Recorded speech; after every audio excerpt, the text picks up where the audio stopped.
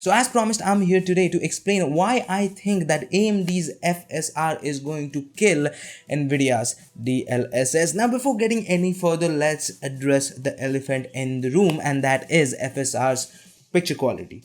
And as all of you guys have seen numerous videos from numerous channels, yes, it's a picture which looks like that you slapped Vaseline on top of it. Like when you're playing a game or the demos that they showed, it looks mushy, there is not enough sharpness, it looks like an image that you slapped Vaseline onto it, and that is 100% true. But you have to also remember, here we are talking about AMD's first implementation. This is the first gen tech from AMD, and if we compare the first gen tech like the DLSS 1.0 from Nvidia to AMD's FSR, I think FSR is in a much better situation, because yes, we haven't seen third-party reviews, third-party demos, and those are going to come pretty soon.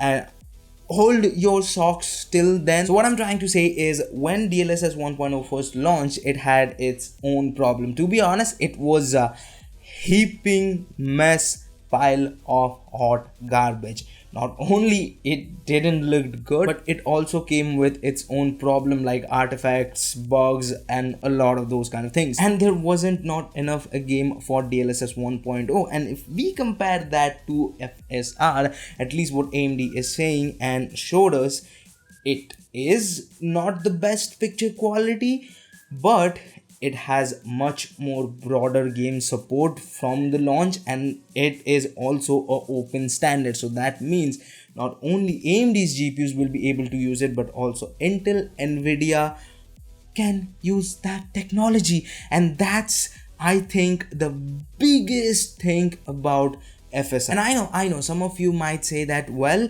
DLSS 2.0 is much better, it looks good on 4K, and it also have now much more game support.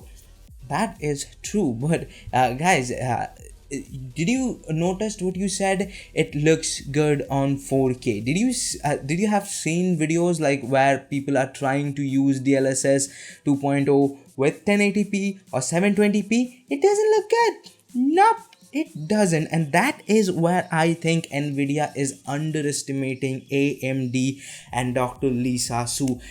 Guys, believe me, that woman changed the whole industry bit by bit. Like AMD was on the road for bankruptcy, and that woman pulled AMD from that road, placed it on a good track, and right now I can safely say they are quite dominating the whole CPU space, and also became a good competition when it comes to the whole GPU game. Also, here's a friendly advice to Nvidia again, guys, don't underestimate AMD. Have you seen what happened to Intel? Like, they underestimated AMD, and right now they are struggling. They have lost ground under their feet. Intel is in a pretty bad situation. And I think a lot of people are not understanding what is AMD trying to do here. If you look at Nvidia, their attitude is very different when it comes to this super sampling technology. They are sending a message clearly that, well, DLSS is for high-end gamers, because it is. You can't use DLSS on their low-end GPUs, you can't use DLSS on their like old generation GPUs. If you want to use DLSS, you have to have a RTX card. And do I remind you, RTX cards aren't the cheap. The mid-range RTX card, the 2060, wasn't cheap, and it isn't cheap right now thanks to the whole global electronics shortage. They are saying that it will make your 4K games much better, and sometimes it does. It really sometimes looks good. The DLSS 2.0 looks good, better than native 4K, and also at the same time it gives you the FPS boost. But hey, 4K, how many gamers do you think are gaming at 4K? Well, I'm giving you the answer. Not a lot. What do you think? How many gamers are using 1080p? I'm giving you the answer again. A lot. What do you think? How many people using 3090, 3080, 3070? Well, not a lot. How many people do you think use 1060? Yes, GTS 1060, 2 generation old GPU.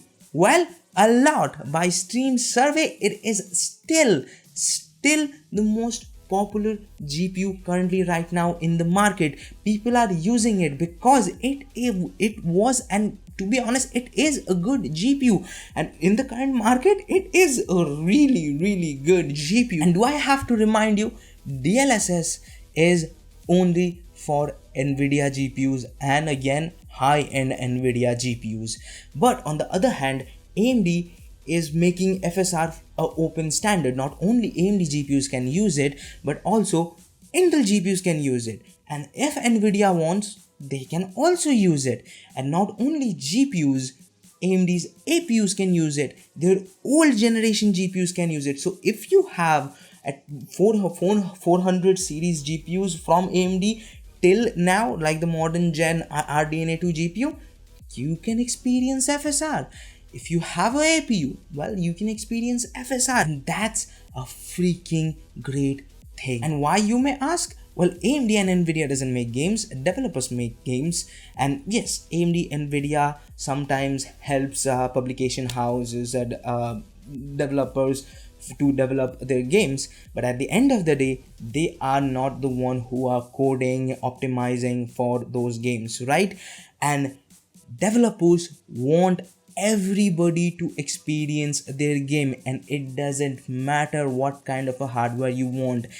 In a unicorn filled world, not only developers but also gamers will want that every single game that come out, everybody can play it, no matter what kind of a hardware you using. Yes, the settings might not be similar, but it's gonna look good. It's gonna give you a playable frame rate, and everybody can enjoy every single game. But hey, it's a sad and cruel world, and that's not happening. But if AMD's FSR can bring what they are promising, well, then we are not into the unicorn world, but we are in the middle territory. Because what AMD is trying to achieve here, not to give high-end gamers who have all the money to buy all the high-end equipment, but they are trying to give low-end gamers the good experience. They can enjoy their games in 1080p with playable frame rates, and at the same time, there is not gonna be a huge quality hit when it comes to image quality. And to be honest, yes, it looks like Vaseline slapped on a picture, but it still looks decent. And for 1080p gamers who doesn't have enough hardware, like they are playing games on 1080p from 25 to 30 fps, and if FSR can bring them 60 fps, which is a smooth, playable, and mostly for a lot of people enough fps to enjoy a game, hey, that's a pretty good thing. And on top of that, there are some rumors going around, and Moore's law is dead also said that as per developers, what the insider news is going on, FSR is much more easier to implement on games, and at the same time, FSR is also coming to all the consoles except Nintendo, because Nintendo is using Nvidia's CPU, GPU, SoC, so that's another topic. But PS4 and Xbox Series X use AMD's technology, and to be honest, a lot of developers focused on consoles more than PC, because hey, that's a strict set of hardware. Like, there is not a lot of variable going on. You know what is the hardware, there is not a lot of variable,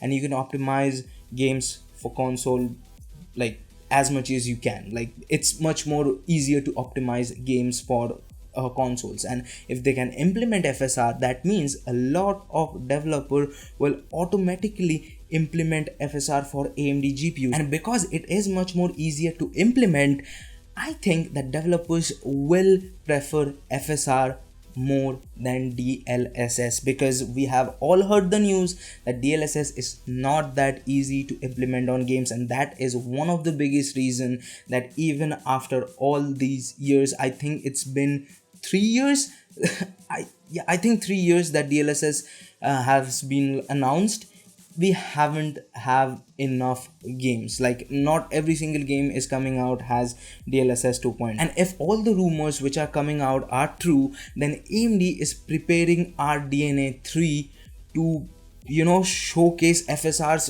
full capability. And if by that time AMD announced RDNA 3 GPUs, if AMD can play their cards right, then there would be a lot of games that gonna have the support for FSR. And when RDNA 3 comes, AMD gonna show off that look, we made FSR and our GPU, our technology is the best of the best when it comes to this technology. And I think this is what AMD's game plan here. They are focusing on low end because they know if they can hit that demographic, then they are not only going to convince gamers that FSR is a viable option, but also developers will slowly start to implement FSR on, who knows, mostly every single game. And after that, Nvidia will have only two options: forget about DLSS and use FSR as a standard, or open DLSS for everybody. And it's not like that we haven't seen this thing happen. Remember FreeSync versus G-Sync? G-Sync for a long time was the best tech when it comes to the whole display syncing thing. I forget what is the technical term. I think you got the point. It was better than FreeSync, to be honest, because hey, it's a true that Nvidia is much better when it comes to software than AMD, but because FreeSync gained popularity, at the end of the day, what Nvidia did, they bring G-Sync to everybody. They made it an open standard. Yes, there is still the higher tier G-Sync that you can only experience all the best that Nvidia has to offer if you have a Nvidia GPU, but the lower tier or the mid tier G-Sync certification that Nvidia has, well, if you have an AMD GPU, we can still use it. And that's a not only win for us gamers, but also for AMD and also for panel makers, because they don't have to make two different set of monitors for two different set of technology. They can make a single panel.